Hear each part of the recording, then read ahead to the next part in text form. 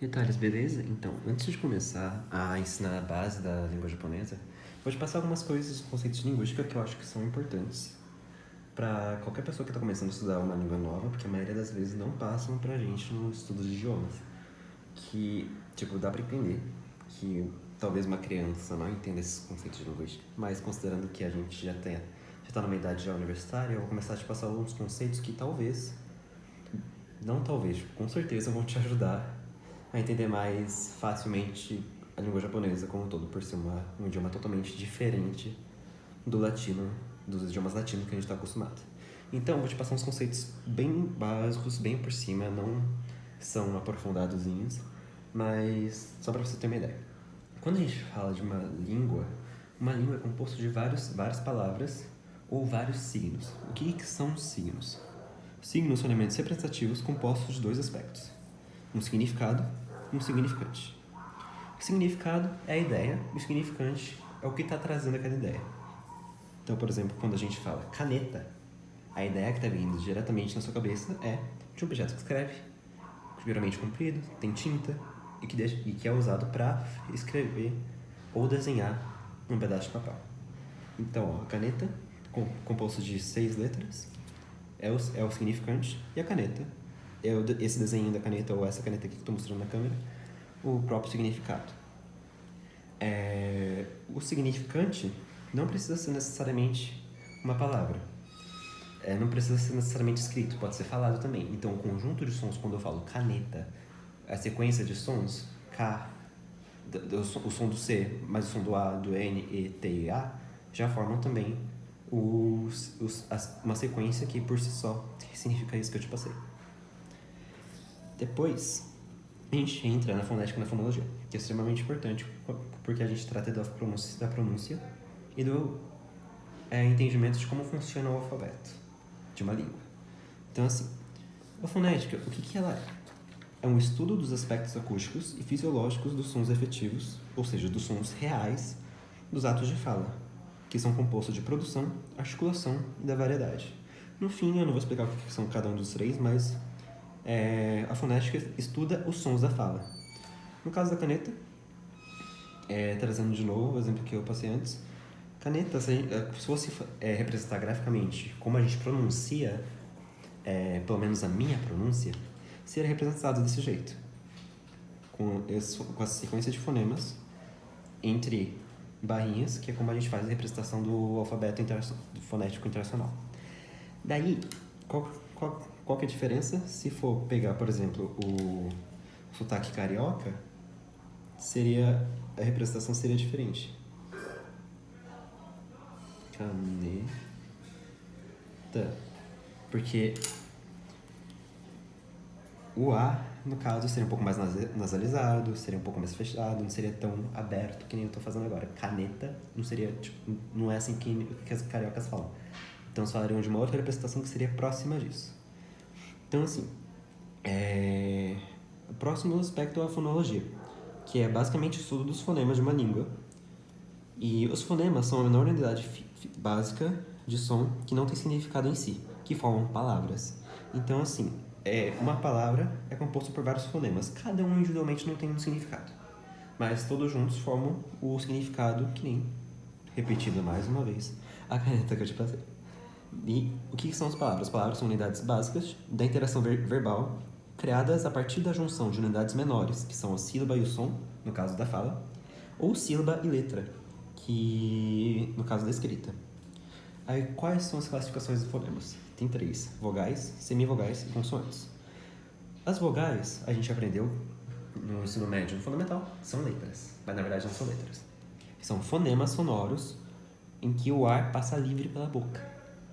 Eles são geralmente chamados de núcleo da sílaba. As semivogais são auxiliares da vogal. Não vai ser um núcleo, necessariamente, só vai ajudar a dar um som a mais, digamos. Enquanto as consoantes são fonemas sonoros e o ar passa por obstáculos, ou seja, são obstruídos. E são afetados pela articulação da boca. Quando você faz o som B ou do P, você mexe a boca de maneiras diferentes, que o ar moldado de uma forma que saia os sons do peido bem. Daí é como se fosse um átomo. O átomo da língua. Então é cada elemento necessário para que a língua exista. Daí, só frisando o significado, sempre, o significante, desculpa, sempre visível, tangível ou representável. Seja através da palavra falada, da palavra escrita ou de uma imagem que vai representar o significado, que é o conceito conceitual. O próximo conceito que é importante é que, principalmente pro japonês, é a questão dos moras, não sei qual que é o gênero das moras, vamos chamar de desmoras, porque aí fica gênero neutro, fica incluso, não fica bravo. Então, são a unidade de duração mínima, ou seja, a menor unidade de fala de que os falantes têm consciência. No caso dos brasileiros, do português que a gente tem, a menor unidade de duração, a menor unidade de fala que a gente tem consciência acaba sendo a sílaba, acaba sendo uma junção da sílaba com cada letra. Então, por exemplo, se a gente fala ma, você vai entender que é uma junção da articulação M com A, e você vai ter consciência de que isso aí forma já uma sílaba para você. Entretanto, para o japonês é interessante que a menor unidade de fala que os falantes do japonês nativos têm consciência não é formado da mesma maneira que para a gente que aprendeu o alfabeto latino e vem de uma língua latina. Tá, eu joguei esses conceitos para você, mas aí você pergunta, tá, o que tem a ver com a questão da escrita que eu vou passar hoje? A representação, todos esses fatores, fonema, fonética, fonologia, palavra, silabário, tudo influencia, tudo tem a ver com a representação gráfica, a forma com que uma língua é representada visualmente. O que acaba sendo, e como a gente fala, representação visual, uma representação tangível, então a gente está falando de signo, significante e significado. E, assim, a gente aprendeu o nosso alfabeto, certo?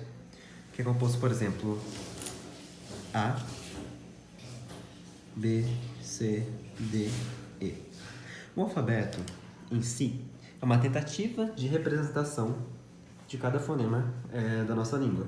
Por exemplo, só que a gente não pode falar que é uma representação fiel, que nem a gente viu que o A pode ser lido de várias maneiras, desculpa. Por exemplo, que nem aquele famoso dilema, é panela ou panela? Então, tipo, o A pode ser falado dessas duas maneiras. Que nem no final, o E no final de alguma palavra. Gente. O próprio Daniel, do BBB, gente. Então, tipo, a representação gráfica não é fiel ao fonema, mas é uma tentativa de representá-lo, certo? E que, de novo, o fonema é uma unidade básica de som, lembrando.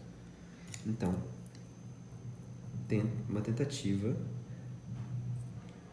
de representação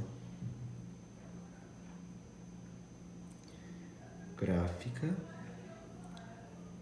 de cada fonema. Daí tá. Mas a gente vai, quando a gente entra no japonês, a gente entra no sistema moraico, em que a gente representa a unidade de duração mínima dos falantes de japonês. Então, por exemplo, nada, não ia dar exemplo aqui não. Então, o sistema moraico é confundido com o sistema silábico. Confunde-se com o silábico. Que, tipo, pra gente representar uma sílaba, normalmente a gente junta cada pausa que a gente faz entre uma sílaba e outra. E no japonês, o sistema moraico, tipo, as moras japonesas se confundem com o silabário na sua grande maioria das vezes. Mas tem exceções que fazem com que o sistema não seja silábico, seja moraico, e eu vou explicar depois pra você o que é isso. Aí tá. O que o sistema de representação gráfica moraica significa? Que cada signo representa uma mora, que faz com que cada signo represente uma mora diferente, ao invés de você representar os fonemas. Puxando aqui, sua tradição, tem o sistema logográfico, que é o sistema de escrita do chinês, mandarim, o egípcio antigo, que era escrito através de hieróglifos, sei lá, não sei qual que é a escrita padrão, qual que é a fala padrão, mas fica aí, você sabe o que eu tô falando. E tipo, que a gente vai falar um pouquinho depois.